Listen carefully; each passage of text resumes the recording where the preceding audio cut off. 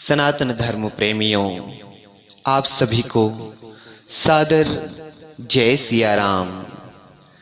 पावन पर्व देव उठनी एकादशी की आप सभी को बहुत बहुत शुभकामनाएं, बहुत बहुत शुभकामनाएं। आइए इस अवसर पर हमारे भारतवर्ष में मनाए जाने वाले पर्व विशेष तुलसी विवाह देव उठनी एकादशी ये कब से शुरू हुआ और इस दिन क्या करना चाहिए जिससे माँ लक्ष्मी की कृपा हमेशा बनी रहे। आइए जानते हैं। देव उठनी एकादशी का दिन तुलसी विवाह के रूप में मनाया जाता है। हमारे छत्तीसगढ़ में देव उठनी एकादशी को जेठौनी भी कहा जाता है। जो मनुष्य मेरे शालिग्राम रूप के साथ तुलसी विवाह करेगा उसे इस लोक और परलोक में यश प्राप्त होगा। भगवान विष्णु। तुलसी के दर्शन मात्र से स्वर्ण दान का पुण्य मिलता है। तुलसी जहां रहती वहां मां लक्ष्मी की विशेष कृपा होती है। तुलसी को मां लक्ष्मी के समान माना गया है। ऐसा कहा जाता है कि अगर कार्तिक के महीने में तुलसी का पौधा अपने घर में लगा लिया और उसकी लक्ष्मी स्वरूप में पूजा की तो मां लक्ष्मी प्रसन्न होती हैं। ऐसे घर में तुलसी को मां लक्ष्मी के समान माना गया है। ऐसा भी कहा जाता है कि अगर कार्तिक के महीने में तुलसी का पौधा आपने अपने घर में लगा लिया और उसका पूजन अर्चन किया तो ऐसे घर में कभी भी धन की कमी नहीं होती। मां लक्ष्मी की कृपा हमेशा बनी रहती है। विशेषकर कार्तिक माह में तुलसी का महत्व और भी बढ़ जाता है। कार्तिक के महीने में अगर आप महीने भर कार्तिक स्नान कर रहे हैं तो आपको तुलसी जी का भी विशेष पूजन करना चाहिए। कहा जाता है कि तुलसी विवाह के दिन व्रत करने से जन्म और जन्म के पूर्व के पापों से मुक्ति मिल जाती है। कार्तिक मास की एकादशी को तुलसी विवाह का त्योहार बेहद शुभ माना जाता है। तुलसी को विष्णु प्रिया नाम से भी जाना जाता है। अमिट पुण्यों के फल को देने वाला व्रत भीष्म पंचक व्रत इस वर्ष 23 नवंबर से 27 नवंबर 2023 तक रहेगा। भीष्म पंचक के प्रथम दिन 23 नवंबर 2023 को देव उठनी एकादशी है। इस दिन भगवान नारायण जागते हैं। इस कारण निम्न मंत्र से उच्चारण करके भगवान को जगाना चाहिए। उत्तिष्ठो उत्तिष्ठ गोविंदो, उत्तिष्ठो गरुड़ ध्वजः, उत्तिष्ठो कमलकांत, जगताम मंगलम कुरु।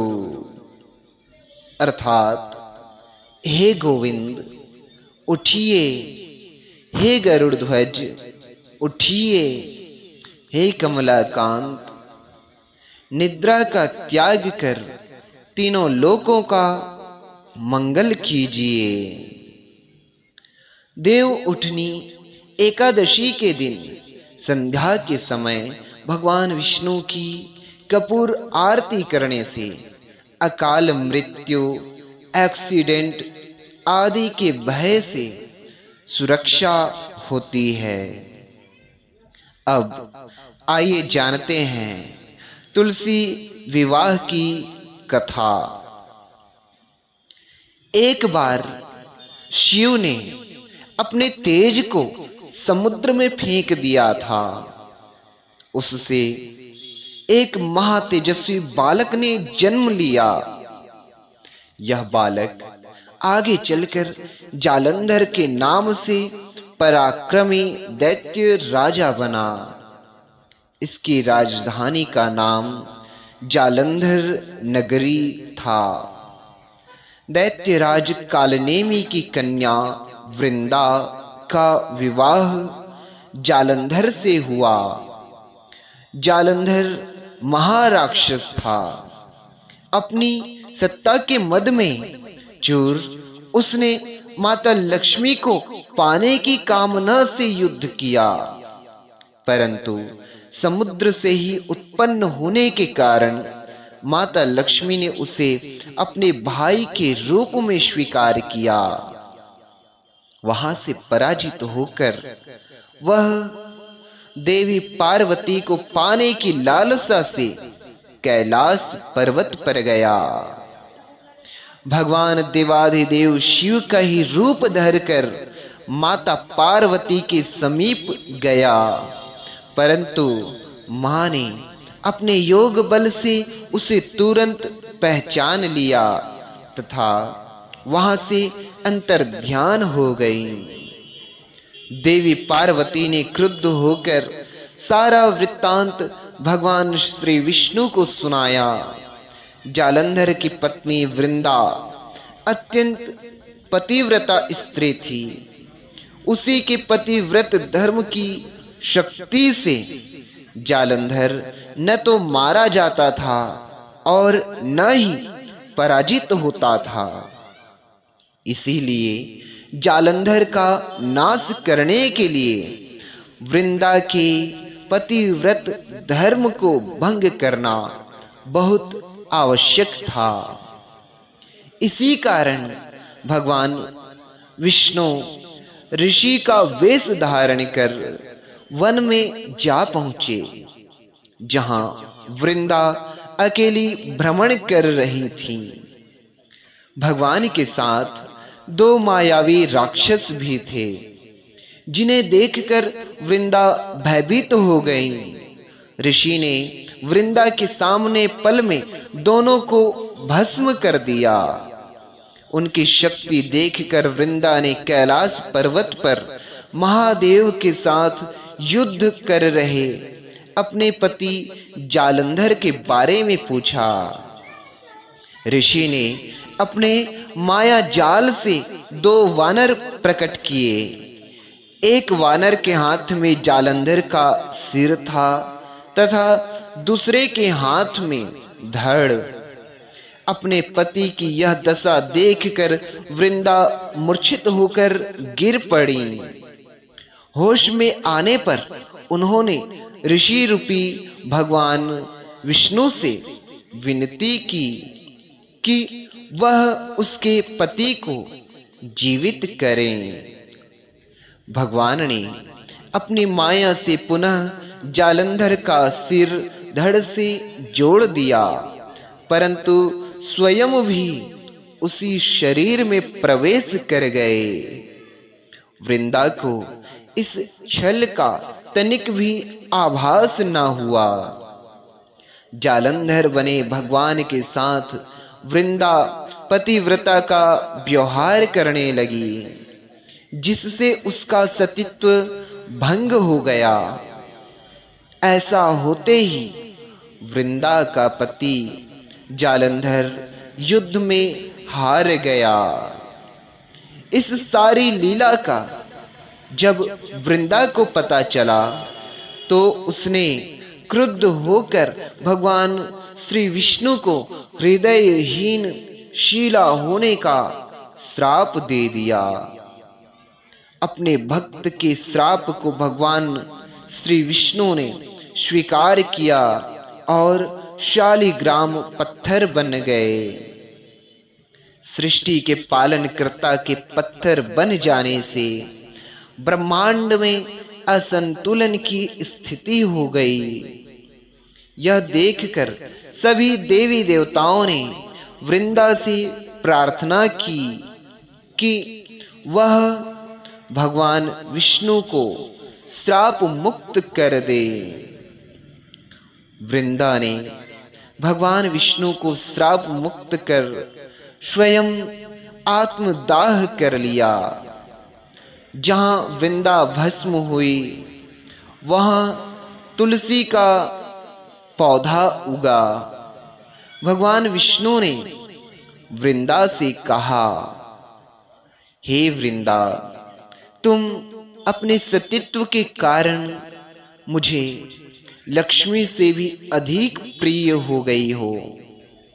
अब तुम तुलसी के रूप में सदा मेरे साथ रहोगी।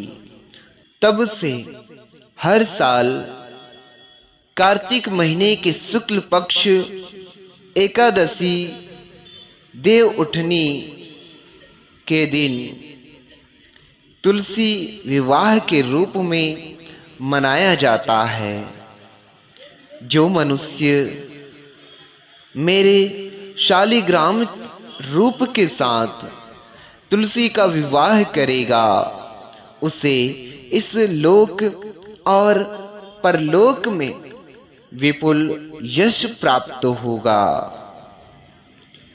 उसी दैत्य जालंधर की यह भूमि जलंधर नाम से विख्यात है। सती वृंदा का मंदिर मोहल्ला कोट किशनचंद में स्थित है। कहते हैं कि इस स्थान पर एक प्राचीन गुफा भी थी जो सीधी हरिद्वार तक जाती थी। सच्चे मन से 40 दिन तक सती वृंदा देवी के मंदिर में पूजा करने से सभी मनोरथ पूर्ण होते हैं। जिस घर में तुलसी होता है वहां यम के दूत भी असमय नहीं जा सकते। मृत्यु के समय जिसके प्राण मंजरी रहित तुलसी और गंगा जल मुख में रखकर निकल जाते हैं, वह पापों से मुक्त होकर वैकुंठ धाम को प्राप्त होता है। जो मनुष्य तुलसी व आंवलों की छाया में अपने पितरों का श्राद्ध करता है उसके पितर मोक्ष को प्राप्त हो जाते हैं।